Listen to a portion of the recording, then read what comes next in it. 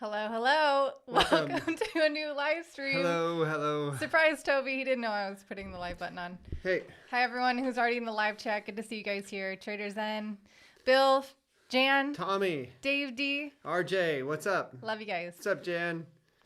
Dave D. Yeah. Kaipo, good to see you guys. Art, good to see you. All right. We have some incredibly bullish news, but sad news as well. Let's get into it. Yeah, you kick it off, Toby. The U.S. jobless claims tumble much more than expected to 730,000. That's in the U.S. So that's in the U.S., but this is like, they are going to revise these numbers as well. So they're probably going to be more than the 730,000 people that are going to need government assistance. So there's so many people. So that's in 1 week. This is 1 week. Yeah. So, the amount of currency that they're going to be printing because of all these people that are out of work is going to be mind-blowing. I've never seen anything like it. So just be prepared for this. It's going to be crazy. Oh, get that in there. Anyways, I'm way far away now. Hello. So, so this is just more fuel to the fire of Bitcoin because people are going to see that the Fed is going to continue to try to help people out or whatever, and to print more currency. So that's going to go to these people. And when they start printing all this stuff, they're going to come up with a lot of pork as well, which is like just wasted money on the side that they want to sneak through. Like, I remember the last stimulus package, there was gender studies 18 million for gender studies in Pakistan. I mean, and the list goes on. So they're just coming up. They're trying to print as much as they can right now to absolutely destroy the system. So, but it's extremely ironic that the more that they keep doing what they do best and the harder that they, pursue that road, the more validation and the more necessity they're making Bitcoin. They're just proving its use case over and over and over again every time with moves like this. And I mean, it's unfortunate because, it's validating Bitcoin and it's making it all the more important because they're forcing their citizens into, a really difficult situation, while at the same time, I'm really glad that Bitcoin and cryptocurrencies exist. Yeah. Yeah, and hopefully some of these guys get into it. Jeez, because they're going to be in a world of hurt. Yeah. Tracy, nice one. UK Bitcoin Master, good to see you guys. No one likes to see how the sausage Matthew, is made. The government was just helping me invest in BTC and altcoins. Yeah. Yeah, speaking about BTC, holy cow, what a rise. That was nuts. From 43 to 49. I mean... And a lot of people had sold. Like, I was looking on a lot of forums, and a lot of people were selling then, and they're going to wait for it to. They were waiting for it to hit in the 30,000 range. So who knows? It could go back. Mm-hmm. I don't know. Nobody knows. Like, you have a lot of YouTubers like, okay, this is it. Now we're off to the races. Who knows? But it doesn't matter. Like, the timing. It's going to happen. So just and some of the articles that I'm going to show you will prove it, that like a lot of people are interested in this. So yeah, let's get in. Let's dive in, guys. Bitcoin from Citibank, which is financial criminal of the world. Bitcoin could become the currency of choice for international trade, and so. This would have you would have never heard anything of the sort, back in the last bull run. Like, banks were just ridiculing people. Even like JP Morgan was saying, like, I'm going to fire anybody Jamie Dimon, which is the head of of JP Morgan, said, I'm going to fire anybody that's trading Bitcoin. Like, wow. And look at the switch, they realize that they cannot fight this anymore. Like, banks simply cannot even compete with the efficiency of this. We did a bank transfer not too long ago, and it took 3 days for it to be wired. Oh, yeah. And it's just like, it's over. Nobody's going to put up with that. Nobody's going to put up with 3 days to get their money. Yeah. Just, I mean, millennials are just see this and they're like, no, there's no point of having anything in the traditional financial world. And if anything, that should also, solidify what we now understand happens with banks, and like the money isn't really there. The 10th of the money probably really isn't there. So, it takes 3 days because they got to figure out where that money is. And depending on, how big of a transfer you're doing, you might be like, why the heck does it take so long to get them like $50? I mean, obviously a bank is probably gonna have $50 on them, but like, the whole concept of that versus cryptocurrency where it is confirmed, displayed on the network and confirmed on the spot. And, with the block confirmations comes immutability. And 3 days, you gotta wonder what the heck are they doing? Yeah, exactly. We know what they're doing. They're lending it out. Yeah. That's what banks do. That's what they're best at. Actually, they're best at money laundering and fraud, but I mean they're pretty good at that too. Yeah. Yeah. So look at that. MicroStrategy acquires an additional 15 million in Bitcoin at an average price of $45,710. He's getting really good at buying the dips. Dang, He's man. like, all right, so people say to buy the dips, right? I'm gonna buy the dip. Yeah, like this is great. This is so good and so bullish. I mean, the guy knows what he's doing. He's not an idiot. He's been in business for a long time. He understands the banking system, and he's buying at 45,710. He's dollar cost averaging in large amounts, and that is great. And he knows that DCA is the way to go. Dollar cost averaging is the way to go. He understands that. That's how you're going to make the most money in this space. It's not by trading because, like I've said before, 98% of traders are losing money. They are losing money. Especially if you're new to crypto and you don't really have a firm grasp of how volatile the prices can be, how quickly it can change. I mean, if you're brand new to this, that's one thing it can be even difficult to figure out, when you're going to buy or sell, period. But to try to time that perfectly to earn an income consistently without losing everything, with one bad trade. I would never really recommend that for anyone new to cryptocurrency or like to trading in general. Do some paper trades. Yeah. But speaking about trading, our Patreon group, congratulations on these trades. Yes, you know what I'm talking about. If you don't sign up for a Patreon, we've done a really good group of trades lately. They don't always turn out that good all the time right away. Sometimes the timing is like really in our favor, and sometimes you just have to wait a little bit. But for the most part, we've done really well, and especially with Cardano, like that is now the third largest position that we have, and it could potentially be our second soon if ETH does not catch up. So congrats on you guys. Like we've been in this forever. We've been telling people forever to be in Cardano. Before it got popular and people were talking about it, that's when you want to buy. You don't want to be buying when everybody and their mother is talking about it. So, yeah. So, let's talk about this dip a little bit. Obviously it was a 30% dip, didn't last that long again. Yeah. And, it's not reaching again all-time highs day after day like it was maybe a month ago. So what are your thoughts on this dip, and how long do you think it's going to last? I have no idea how long it's going to last for, but I don't care because the longer that people can accumulate at these prices, the stronger the rally to all-time highs is going to be. And also the people who are buying at these prices who can see a dip like this and not be shaken out. I mean, it was like a regular kind of dip during a bull run. So it's not necessarily like, strong hands buying. They're not necessarily weak hands because they're not selling it. But yeah, but I mean, this was an easy dip to hold. Yeah. I mean, anybody that held through this is pretty easy. Like back in 2017, 18, like these 30 to 40% dips, we had 6 of these things. And back then it was just pretty much retail, that was buying that was creating this explosive move up.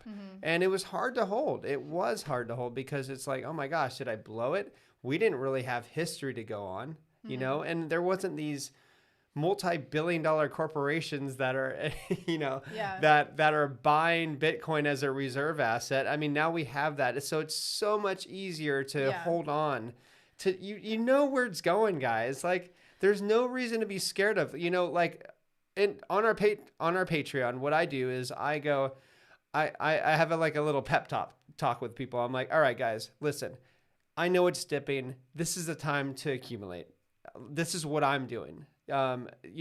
This is fine, because a lot of people that probably aren't used to a 30% drop in their portfolio, especially when they were buying the day before, like in stocks, that's just means like something's in big trouble in stocks when they drop that much, because they're so manipulative. All right. Whereas with crypto, it's just normal. It's really just a new market class. And like the volume, you have liquidity. It's not as huge as stocks, at the stock market, right? And so, I mean, yeah, there's so much money moving around. You're having just price discovery at its core right now, trying to figure out where the price is going to go. But it's easy to figure out kind of what's going to happen, because you understand that all of these companies are buying, like MicroStrategies, and then you have like Grayscale, and then you have PayPal buying up the mine supply, and not only that, but it's also easy to hold on to some of the alts like Aave and DOT and stuff. It's not that difficult to do that, because you understand, like Grayscale, I think, is also coming up with, it's going to allow the entire world to go ahead and buy with ease institutional or altcoins. Their coins, yeah. And so that also means now that Grayscale is opening up to those kind of altcoins, they have to accumulate those altcoins. So depending on the supply again, and also, like you said, the volume, that could definitely do some things to the price of those as well. But also, like what you're saying, it's easier to hold now, because really we're kind of like evolving outside of that early adopter mindset. You don't really have to be so, maybe for newer altcoins, sure, but like generally in crypto, making the decision to invest in whether Bitcoin or Ethereum or in cryptocurrency in general, that can be kind of like a jump for some people, going from traditional stocks or other assets into crypto. You don't really have to be, you don't need so much brain power to understand where the trend is going and why. And when we have, like huge businesses throwing their weight behind it, a lot of validation, and you're not really going so much out on a limb as we were maybe 6, 7, 8 years ago. So, yeah. Rhett asks, are you still... still... and Josh Atkinson, sorry. Glad you're here today. Hey, what's up, Josh? Good to see you, buddy. Okay, go ahead. Rhett said, are you still bullish on Filecoin? Absolutely. Yeah. Filecoin is a sleeping giant, guys. Like, people aren't talking about it, and that is when you want to get into this stuff, all right? Yeah. You, just watch out for the people that are just shilling their stupid coins like that. Just everybody and their mother's shilling, like, all right, chill out. Sometimes I buy them because I realize, okay, there's a lot of opportunity for these coins. But most of the time I'm like, all right, they might shill it. Then I'll let it chill, fall down a little bit. Then I'll buy. But I don't buy when everybody and their mother's shilling, all right? But Filecoin is one of those things that has a huge development team, freaking tons of money for development, and they have a huge roadmap ahead. And IPFS, Interplanetary File System, is the way to go. Like, that's the future. So there's gonna be a ton being built on that stuff. So yes, sir. I don't have an issue thinking of Filecoin as a long-term hold. There's not that many altcoins that I feel that way about. For me, maybe like 7 that I'm like, okay, I'll hold it for like 10 years or something. Yeah. I think that it has that kind of weight behind it. But William Klein. What you're saying too. Hey, William. Oh, by the way, guys, William Klein, actually, he's one of our good friends. He's been my friend for forever now. And we've been discussing through like a lot of bull runs. He's been through like 3 now. So, he and myself and Heidi started seed pools. If you guys caught that tutorial I did last week on Cardano, how to choose a profitable staking pool, they run seed pools, and we'll leave it in the description below. Oh, okay, that in. So once this live stream is through, just hit the refresh and it'll be in the video description. But also what you're saying too about like people who chill their coins, and it pumps a little bit and you can wait for it to chill. Mm-hmm. If it's still within a bull run, it probably will do something again. But if it's like in a bear run or like bear market or something, like, I don't know about that. Like, a rising tide raises all ships. So like chances are, even we were just talking about this today. It doesn't have to be, a decent cryptocurrency during a bull market for it to see profit. We've seen it for I want to say decades in crypto. It feels like it's been decades. For years almost now. a decade now. There's 8 years. There's so many altcoins or other cryptocurrencies that exist that don't have anything going for them, but they're profitable because they don't have to be functioning products or really performing any solutions or anything. So during a bull run, especially, when as hyped up as this one, they kind of seem to be more and more so as each one comes on. But you also can't take this bull run and say, okay, that's how it's or this is how it was last time. Like this bull run is totally different than last bull run. And I see a lot of people like here's the chart from 2017-18. Here's the chart for 2019, 2020, 2021. And it's just like, all right, guys, well, yeah, it's so different. You didn't have decentralized finance like blowing up. You didn't have an entire brand new universe or the Wild West of finance, which is decentralized finance. Like, if you don't think banks are going to jump on this, like, you crazy. Like, like hedge funds and like billionaires, they're going to love getting into Aave and freaking all these other ones and DOT. Yeah. And yeah, it's going to be crazy. So anyways. Go. So another bullish. Oh, yeah. So Lark Davis, Heidi used to write for his newsletter. Yeah. Really good newsletter. Bitcoin miners selling has stopped for the first time since like December. Today, they switched back to holding. This is bullish for a price reversal. I mean, I don't think this was because of the price reversal. I think actually because the 10-year, if you understand finance and stuff, 10-year yield had actually dropped because it was rising so much. People weren't as risky. You know what I mean? And so that's the 10-year bonds. The 10-year bonds. Okay. Yeah. So this is great. Like people, I think miners are realizing, well, we don't really need to sell as much anymore. And I think later on that Bitcoin miners aren't going to be selling anything. You may think, well, what? It's because of things like collateralized debt. So they can actually borrow against their Bitcoin and they don't actually have to sell their Bitcoin. So I think that's one thing that's going to be really big in the future.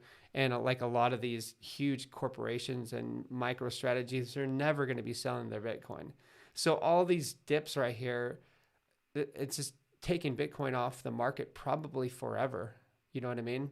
Mm-hmm. Like even Michael the Saylor says, hey, I'm not even going to ever sell my Bitcoin. And he's telling people like, hey guys, you never have to sell your Bitcoin because you can borrow against it and there's no need to sell it. This is how the uber wealthy create their riches, is because they're never selling their assets. They're not. They're borrowing against it, so. Yeah, that's good a good stuff. Point. Another point too is like these miners, they don't put as much sell pressure as people think that they do. I know there's a bunch of FUD going on about F2 pools, or a lot of people were upset about, they're manipulating the market, they're crashing the price because they keep putting all this sell pressure on. But then it's like there's people who, they're begging for a dip and then you get one because these miners are selling their Bitcoin and then you're upset. The thing is that just because the price devalues, the price goes down, doesn't mean, or just because the price depreciates, doesn't mean that the value of it goes down as well. It just means it's more affordable. So it's not like, these miners putting, or anyone, if Satoshi were to get his Bitcoin or, whatever, decided to sell his Bitcoin, which I don't think he would ever do, because believe it or not, guys, people do things that contribute to the goodness of this world without, wanting to get a huge paycheck. And not to mention the fact, I'm sure he's already had a massive paycheck with Bitcoin. That's like some huge FUD about Bitcoin always is with Satoshi, and if, or whatever, those wallets that have all those Bitcoin in it. It doesn't mean that it doesn't work any less better just because people are selling it. It means that you can buy more. And we're definitely having this shift where there is so much more buying pressure than sell pressure. Just generally, more people are waking up to what's happening to the legacy financial system, what governments are doing. More people are valuing decentralized systems, and it's just going to keep lending itself to, this growing asset class. We're always talking about price discovery. It's still a pretty small market compared to anything else you can be investing in. And it just means there's a ton more to grow, and that growth means more people to buy. And so this whole FUD about, sell pressure from anyone is really kind of diminishing, in my opinion. Definitely. Yeah. See any questions? I like Filecoin project, but 74 billion fully diluted valuation. Maybe they burn some coins. I think they're going to need a lot of these coins. This was from One Life. I think they're going to be needing a lot of these coins, especially for what they're trying to do. What will Bitcoin be worth in 2025? Well, that'll be probably the next cycle. So we're going to head into a bear market eventually. I've come to the conclusion, if nothing goes up forever, there's going to be a bear market. It's hard sometimes to see all this bullish news about everybody and their mother trying to get into Bitcoin, all these corporations that are getting into Bitcoin, and the supply of corporations that are getting into Bitcoin. We have about 630,000 publicly traded companies in the world, and these companies are definitely going to be getting into Bitcoin somehow, in some way, whether directly or indirectly. And I see this as crazy bullish. I see this as just beginning as well. But I do see a mad rush into Bitcoin. We'll see if it continues that way. I think it's going to continue that way. But also there will be a bear market, guys. I don't know how long the bear market is going to last, because we are in such a different atmosphere as we were back in 2017, 18. But it could be, significant in a sense that, okay, so Bitcoin drops from, a couple $100,000 to 40,000, 50,000, maybe, I think this is near the bottom of the next of the next bear run. So that's kind of my conclusion on what I think could possibly happen, but obviously who am I to say? So. And on a more comedic light. Yeah, sure. Talking about dips. There's this exchange in the Philippines, PDAX. I don't know how it happened, but they accidentally sold Bitcoin at $6,000 for, I don't know how many people, a few people got Bitcoin at $6,000 and then took it off the exchange. That's funny. The exchange actually asked them to send the Bitcoin back, or else they would take legal action. I'll read this. The incident occurred, according to Filipino news outlet, after transaction volumes grew by 70x on the trading platform, leading to a technical glitch that allowed for orders to go through at such a deep discount. So basically, it wasn't the flooding that did it. It was, that's what I was going to say. Yeah. So centralized exchanges do have their perks. Sometimes. I'm just saying. Only if that's the very Gosh, rare. I wish I was there buying. I would have just sold everything and bought that. And then let's see. According to some customers, however, PDAX has been asking users to return their Bitcoin. Please.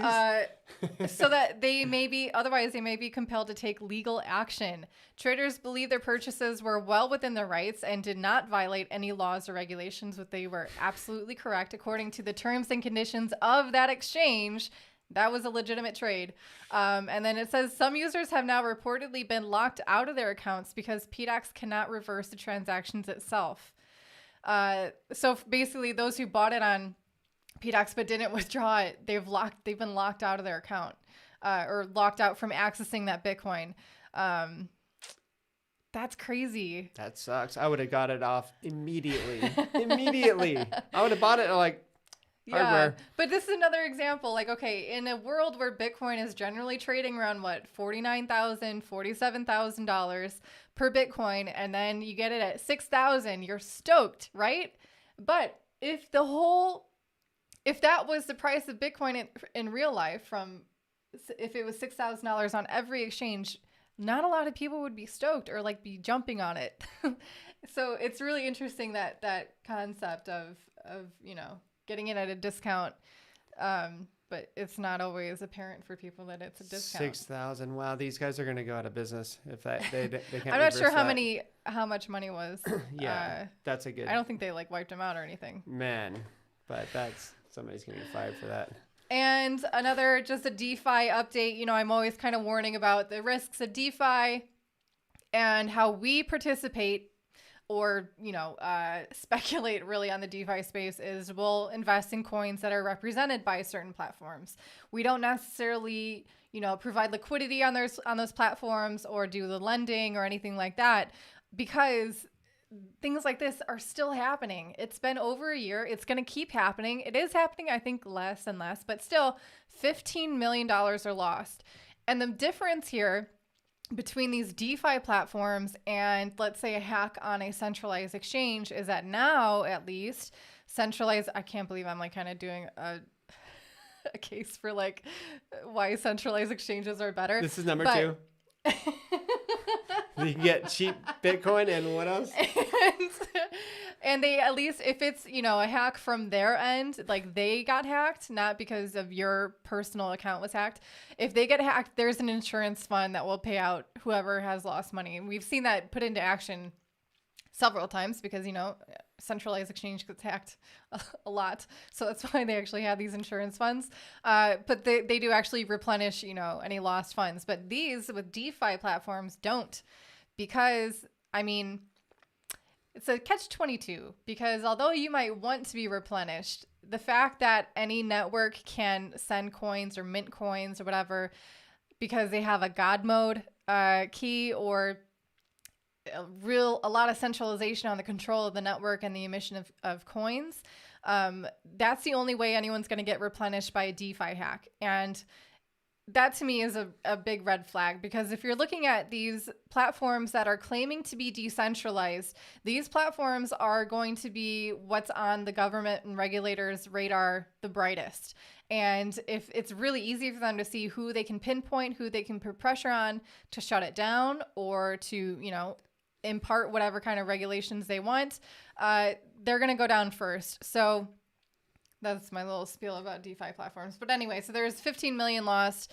Basically, there's a really smart guy who found a loophole in the code. He was able to write a smart contract that imitated an Aave transaction or something, and he was able to siphon off funds, $15 million worth. But then again, this stuff is still good for the entire ecosystem. It's great that it's being developed. It's so exciting, but dude, it's dangerous. And so anyone who's into it, just know the risk that you're putting in. Yeah. So the reason why is because there's things called attack vectors, and there's a lot of different ways to create bugs and, how to take advantage of networks. And I think, the more that happens and the more bugs that get found and, get shown to everybody, that the safer the network's going to be. And a lot of these companies, or projects, they also lean upon other companies as well, projects as well. And they will take what they found buggy and then patch it right away. So the thing about code is you can patch it. You can fix anything with code.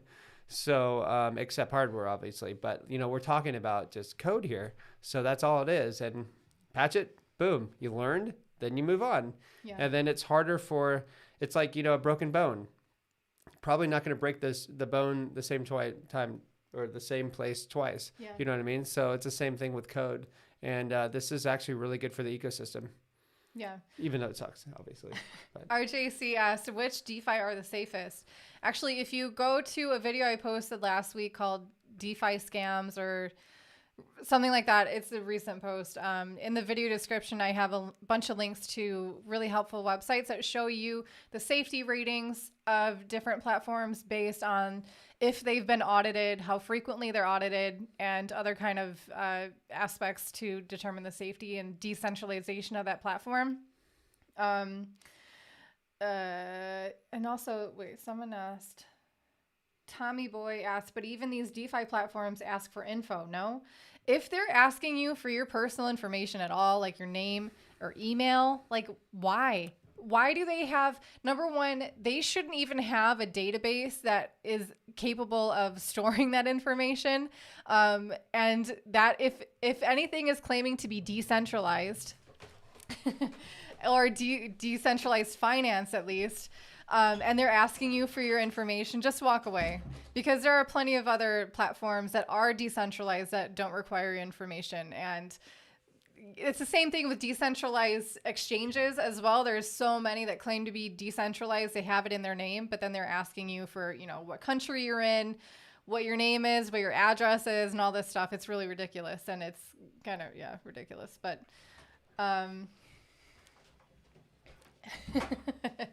just in time to end the show, Toby.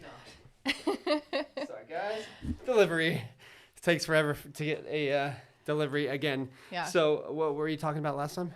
Oh, he was just asking about, don't these DeFi platforms ask for your info? Yeah, just skip it. And the same thing goes for like VPNs. Like a lot of people are on VPNs and they ask for their credit card number or address or even email. No, don't even sign up for something like that, because that defeats the whole purpose of it. Yeah. The whole purpose of a VPN is keeping you obfuscated. So So we use Mullvad, MULLVAD. That's great. Yeah. You can pay in crypto, and they don't ask for any of your information. Nothing. And also, you can use that subscription to apply to like 5 different computers or 5 different people if you want to share the cost. Super easy. Yeah, Bill Franger, I'm going to get back to you on that. I know you asked me that on Patreon, asking how to sweep funds from a paper wallet to a hardware wallet. I'll give you some options to go over, depending basically on your status of your hardware wallet, if it's already been established or not. But yeah, we'll get over that. Is it Graph? If you could have one altcoin, what would it be? One altcoin. Ooh, that's a good question. I think Monero. Yeah, I would be torn between Monero, like a privacy coin, or a staking coin. Because staking coin gives you profits. Yeah. Sure. I don't know. That's a good one. Monero, I think, has a lot of great qualities to it. Yeah, I agree. That was my first initial. And governments are scared of it, and I love anything governments are scared of. So let's see. Josh Atkinson. Tell me about Matic. Oh, yeah. Matic, layer 2 solutions all the way. I think Ethereum definitely needs it, especially for retail, to absolutely explode. Because right now, Bitcoin or Ethereum is like, the transactions are crazy. You know, yeah, it did dip a little bit during this dip, but you know, it's kind of out of retail's reach. And Matic could change that. So that is why we've tripled down essentially on Matic over the last for our Patreon. So yeah, we were done well. Yeah, really well. So Pancake Swap. BCH I like certain aspects of different coins. BCH is really cheap to send you know, from platform to platform, if you want to do that. You know, like I'm all for the free market. I'm not one of those people that go Bitcoin Cash, screw it. No. Like, I'm just like, oh, it's the free market. You know, like these different coins, the market's going to choose which coin they like. Mm-hmm. Obviously, they chose Bitcoin, the real Bitcoin, whatever. So, you know, like BCH, fine. Let it go. You know, I even made fun of Tron, you know, and, you know, I hate saying this, but don't say it. Don't. Yeah, but I mean, I've had to send. I had to buy. No, exactly. I It's had like, to buy Tron Yeah. recently because it was like save me €40 to send Yeah. it from one platform to another platform, Yeah. and I'm like, all right, then I quickly change it. But I'm like, wow, that was kind of nice, you know. So it's good to have all of these. It's good to have competition and good to have like options. You know what I mean? Yeah. So just be careful with people that are just like hate on certain coins too much. I know I've hated on Justin Sun because he's acted like a little kid, but regardless, the project, it helped me out a couple times. So mining Monero, Josh, we don't do too much mining. I don't do too much Which mining. is ironic because this year we might have been able to get into it, but Yeah. normally we're traveling so much and like kind of have an active lifestyle, so we don't necessarily have the ability to time or energy to maintain a mining rig 24/7. Lewis asked Tezos and Algorand, please. I am more bullish on Algorand. It's Tezos, great for staking. So Tezos, easy. I've been holding on for a really long time, and actually, I recently sold a lot of Tezos. I know you're gonna hate me, Lewis, but I ended up buying Matic because I am really bullish on layer 2 solutions on that, and it's definitely not a zombie chain. You know, it's like there's a lot of projects being built on it. So, Yeah. With that said, I think they're both holds, and I own both. So yeah, Cardano, obviously, it's gonna go kicking butt. You know, like.